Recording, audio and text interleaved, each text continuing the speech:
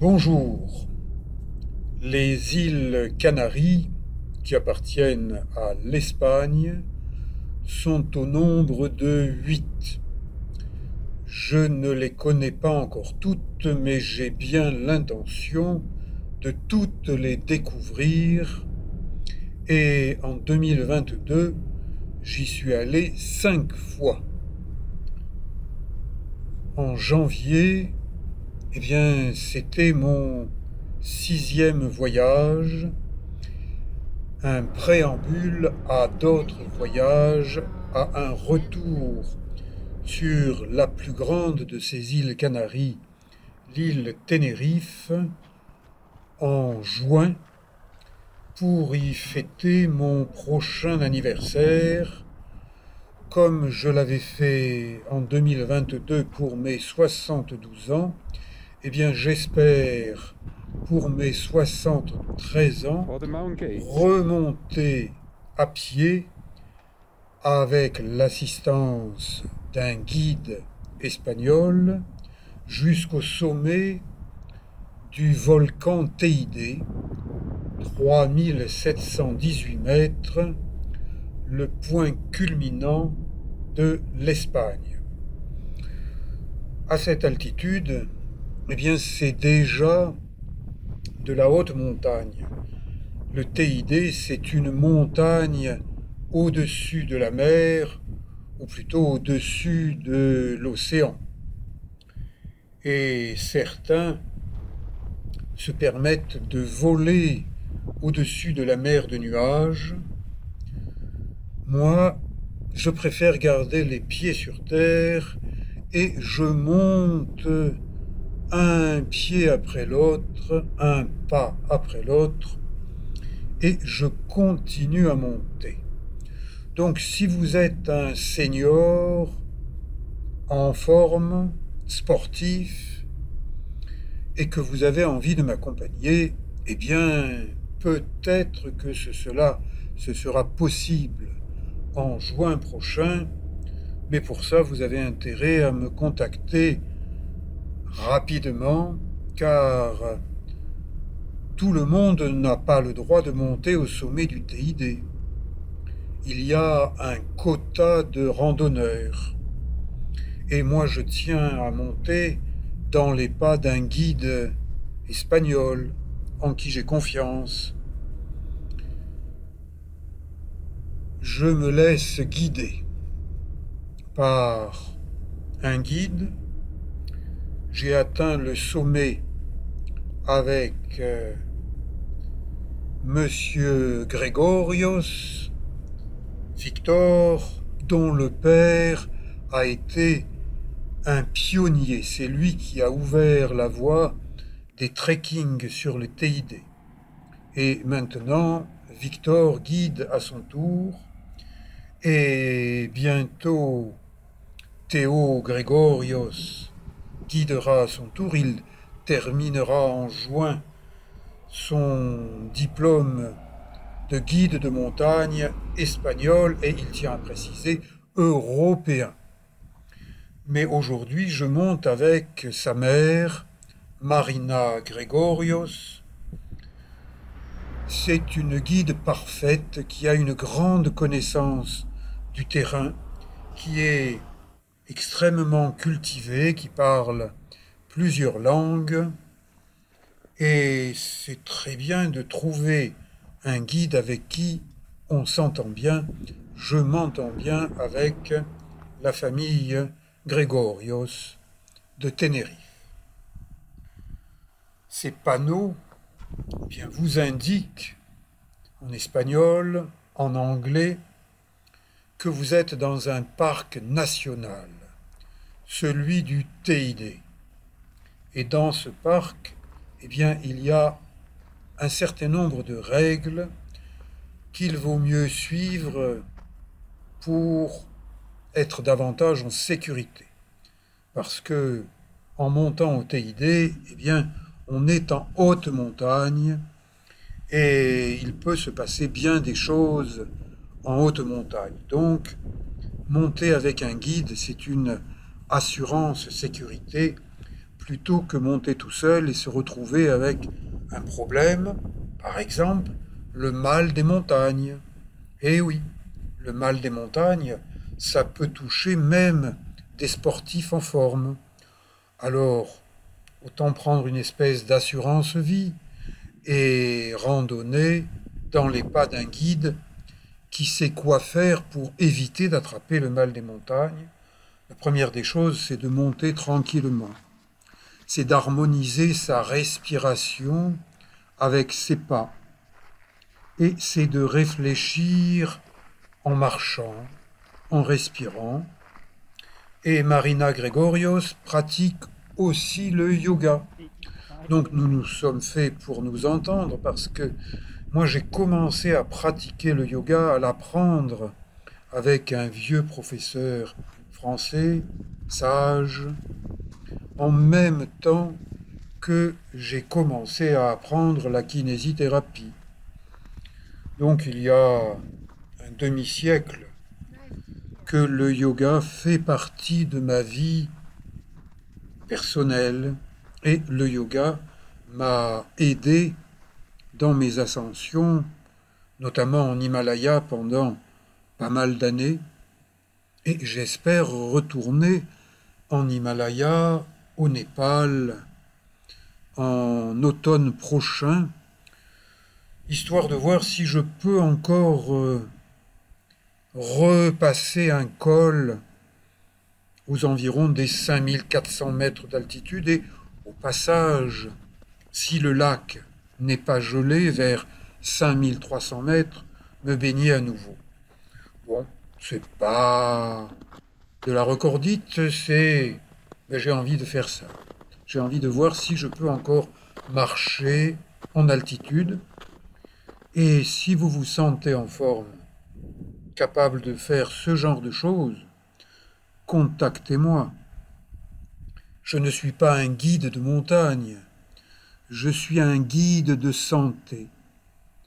Parce que ma sœur kinésithérapeute, ça signifie celui qui guide sur le chemin de la santé par le massage et par le mouvement.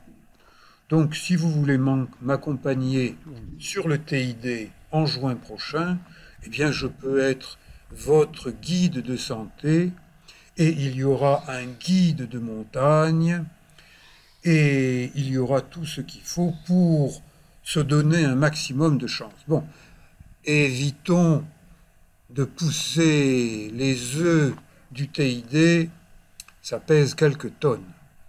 Mais cet œuf-là me donne envie de redevenir un peu plus jeune que ce que je suis maintenant, de me rappeler mes jeunes années lorsque je grimpais, j'escaladais. Voilà. Maintenant, je marche un peu au ralenti, mais je marche encore et je grimpe encore de temps en temps sur des petits rochers. Si vous pratiquez l'anglais, ça s'appelle du bouldering. Boulder, c'est un bloc. Donc, escalade sur bloc, bouldering, ben, c'est amusant. Et je suis content de constater qu'à 72 ans et demi, eh bien, je m'amuse encore avec des blocs de rochers à chercher des positionnements corporels pour passer, pas du premier coup, réfléchir à chacun de mes gestes, tenter quelque chose, et puis tenter autre chose, simplement parce qu'il y a des rochers et parce que j'ai encore envie de m'amuser. Eh oui, je m'amuse encore comme un jeune, même si maintenant je suis un vieux et que je marche plus doucement et que je ne cours plus comme j'ai eu couru. Mais maintenant, je marche tranquillement, raisonnablement. Bon, je ne vais pas grimper sur chacun de ces œufs, mais je les trouve jolis, ces rochers. Vous voyez, on les appelle bien les œufs du TID. Des panneaux d'information pour les touristes indiquent ceci, cela. Mais si vous randonnez comme je le fais avec un guide, eh bien, ce guide vous apprend beaucoup plus de choses parce qu'il y a tellement de choses à découvrir dans la nature que quand on le peut, faire appel à des professionnels de la nature, c'est mieux que de se promener tout seul ou à deux ou trois en montagne. Il y a des panneaux qui indiquent telle direction, mais il y a aussi des panneaux qui indiquent, en janvier 2023, interdiction de monter au sommet du TID par ce sentier en raison de présence de neige, de glace et de risques. Et donc, j'y reviendrai à cet endroit. Là, on est autour des 2200 mètres d'altitude. Le sommet du TID est à 3718 mètres. Ça représente 1500 mètres de dénivelé. C'est une bonne journée de marche, à condition de ne pas exagérer. Et pour cela, pour pas exagérer, j'ai toujours dans mon petit sac à dos un tapis de sol, une sangle dite de yoga, et je m'étire lorsque je trouve un terrain plat où poser mon tapis de sol, et la neige vient juste de fondre à cet endroit, donc le sol est franchement froid et humide. Règle d'or pour travailler avec son corps, eh bien, c'est de ne pas forcer. C'est de respecter ses possibilités du moment. Si vous êtes dans un jour de forme, de souplesse, eh bien, vous pouvez faire beaucoup de choses. Si vous avez un peu mal quelque part et que vous sentez qu'il ne faut pas en faire trop, eh bien, n'en faites pas trop. Faites ce que vous pouvez à dose raisonnable pour vous faire du bien sans vous faire mal. Si vous avez mal, eh bien c'est que ça ne va pas. Soit vous êtes en train de forcer, de pousser votre corps plus loin que ce qu'il peut faire, revenez en arrière, ne forcez pas, à moins que vous soyez un âne. Vous savez, les ânes, ça force. Quand on dit forcer comme un âne, ou plutôt ne forcez pas comme un âne, c'est mieux. Je m'inspire de la méthode Mézières que j'ai appris en 1977 avec la créatrice de la méthode, Françoise Mézières, kinésithérapeute française. Bon, aujourd'hui, on dit « Oh, la méthode Mézières, c'est une vieille méthode. C'est bon pour les vieux. » Eh bien oui, moi je suis un vieux.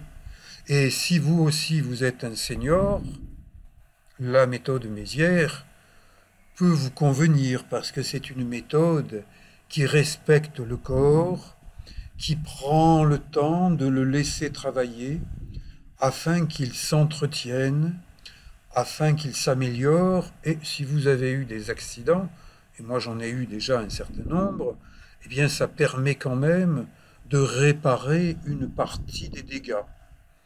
Voilà ce que je peux vous proposer à l'occasion d'une randonnée guidée par des guides professionnels espagnols. Eh bien moi je peux être votre guide de santé, kinésithérapeute français. Et ce sont des complémentaires. Guide de montagne, guide de santé. En pleine nature, c'est mieux. Donc réfléchissez.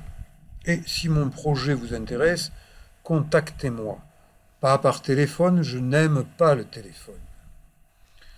N'envoyez pas de message, sauf un courriel bien conçu, en prenant le temps d'écrire en bon français.